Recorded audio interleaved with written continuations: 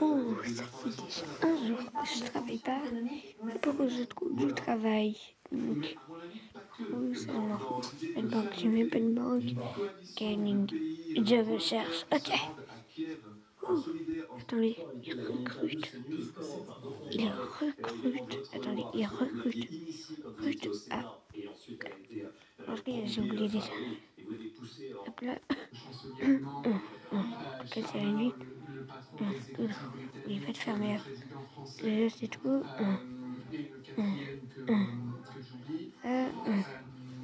Et deux, et hop là. Et on dort même chez les petits. Hop là. Et parce que c'est un autre. Alors, va y avoir une pression, ça c'est la réponse à votre question, tout à Guillaume, sur à qui s'appliqueraient les sanctions. Ça Contre c'est la une. Russie, Poutine, il y a donc Non, sanctions déjà, ça financières, fait toute la sanctions nuit que bancaires, sanctions secondaires. ce mec. Alors, je vois que là, nous sommes à Przemyśl, qui est en Pologne. Oh, c'est bientôt le matin. La frontière avec Enfin, on y va. ce train, vous voyez, Au c'est ce train qui est en travail. train d'emmener Il était recruté.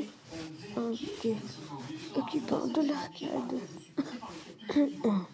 Ça, c'est quoi comme travail?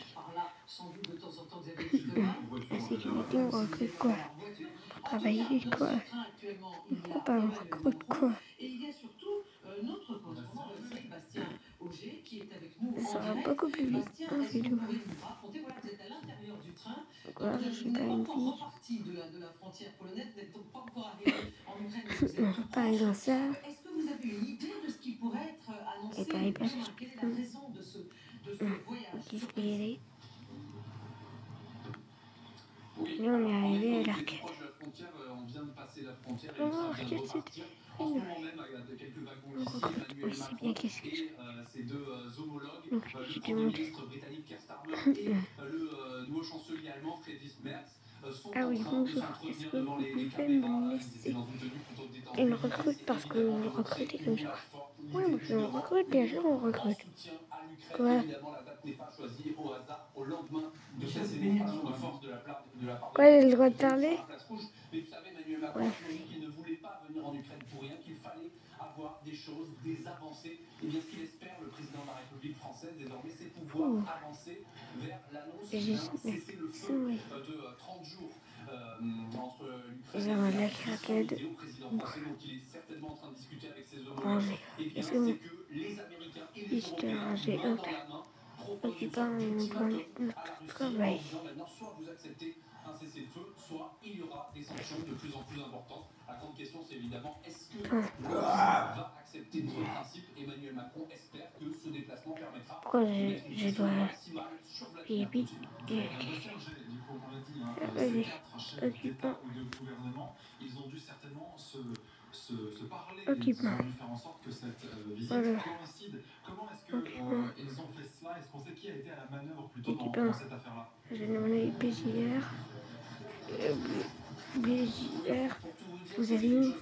Depuis plusieurs jours déjà, on avait vent de ces échanges, mais Emmanuel Macron initialement n'était pas forcément très à l'aise sur cette idée parce qu'il avait toujours dit, le président français, qu'il voulait qu'il y ait quelque chose à annoncer, mais il y avait d'autres chefs d'État, d'autres chefs de gouvernement et étrangers qui avaient envie de faire ce déplacement. Finalement, on nous explique aujourd'hui dans l'entourage du chef de l'État que oui, il y a un sens à faire ce déplacement main dans la main parce que depuis les échanges entre Emmanuel Macron et Donald Trump, remarquez pourquoi il y a des chiffres par terre.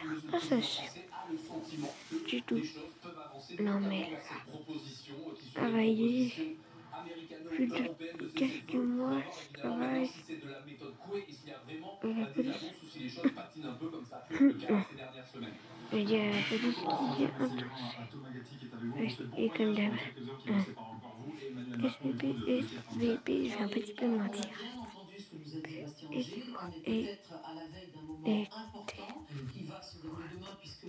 Emmanuel Macron ne veut surtout pas se déranger pour n'avoir rien à présenter. Donc, c'est grave. C'est grave. Vers ce sont dubitatif. En tout cas, il faut qu'on pose la question vers un accord qui serait signé. C'est ça qui me pose problème parce que je vois mal la Russie signer demain cet accord. Un accord de cessez-le-feu.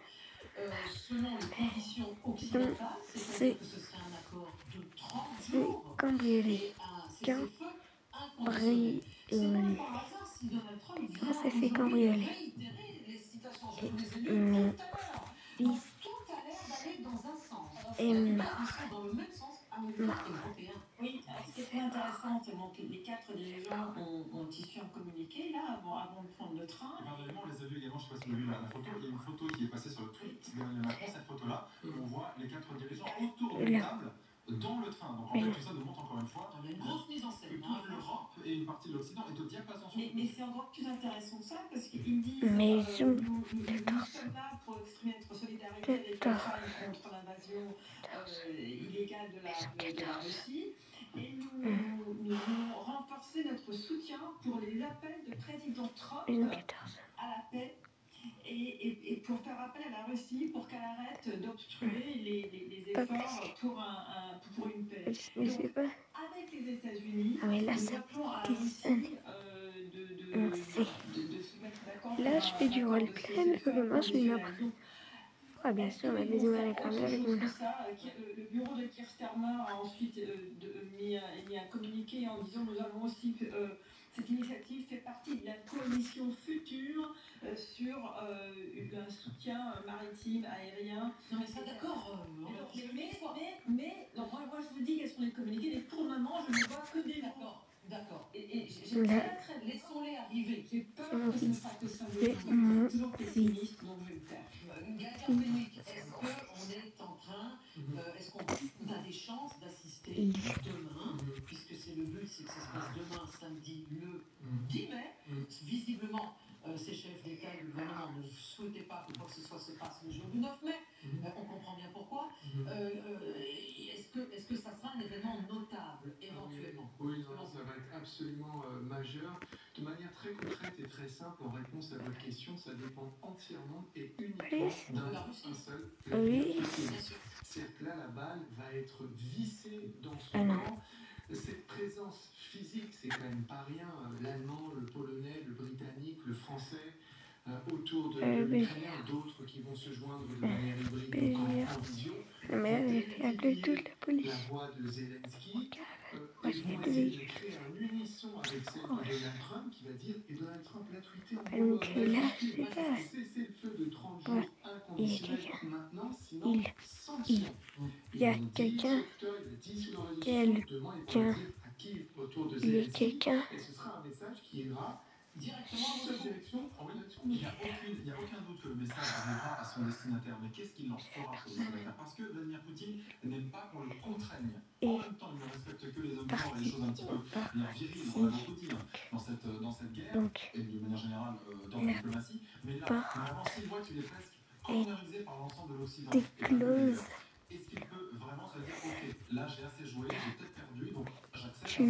Ça me semble un peu impossible quand on connaît, je ne sais pas si on peut dire ici sur le plateau qu'on connaît vraiment la facette de Poutine, on l'a beaucoup étudié, on a beaucoup d'observer ses réactions. Ça semble peu plausible. Il y a quand même pas mal d'éléments qui disent que peut-être Poutine serait en faveur dans certains. C'est quelque chose qui pourrait le réhabiliter dans les yeux des Américains en disant que oui, quand même, il pourrait être pas si mauvais que ça. C'est quoi ce bruit?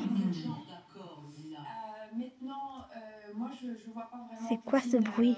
Concéder, dire ok, très bien, mais on parlait avec c'est quoi ce bruit? Aussi à plusieurs reprises les leviers dont Donald Trump dispose pour faire pression sur Poutine. Finalement. C'est sur les sanctions, mais pas que. Je pense que finalement, Donald Trump s'est dit, en fait, l'Europe, c'est pas une sorte de choses dont il faut que je m'en débarrasse. Il faut que je m'en serve de l'Europe pour faire pression sur Poutine. Et finalement, on voit cette bonjour, il est quoi? Et maintenant, les Européens, je viens pas juste les gens qui sont pas d'accord avec les États-Unis, mais ce sont des alliés civilisationnels, ce sont les gens qui peuvent. C'est-à-dire que Washington aurait compris pour une fois l'intérêt la police. dans un dossier comme celui-ci. Je pense qu'il faut saluer les efforts d'Emmanuel Macron, qui quand même ont été constants et qui étaient très consistants. Ok, j'ai déterminé sur ça, et aussi des chefs d'État de l'Allemagne, de la Pologne et de l'Angleterre.